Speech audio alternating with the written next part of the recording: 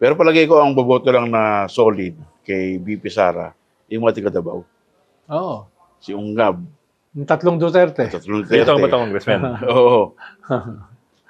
Pero yung other parts of Mindanao, palagay ko hindi eh. No? Although walang aamin, siyempre, may 2 years pa yung presidente. Yeah. Siyempre. I get you. Diba?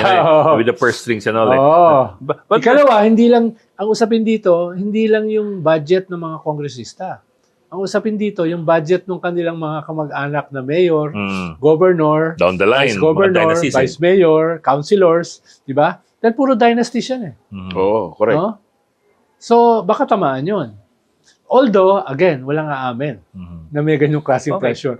I get, you know, that may explain the disconnect between the apparent public support in Mindanao for the Dutertes versus yung apparent lack of support ng mga legislators in Mindanao.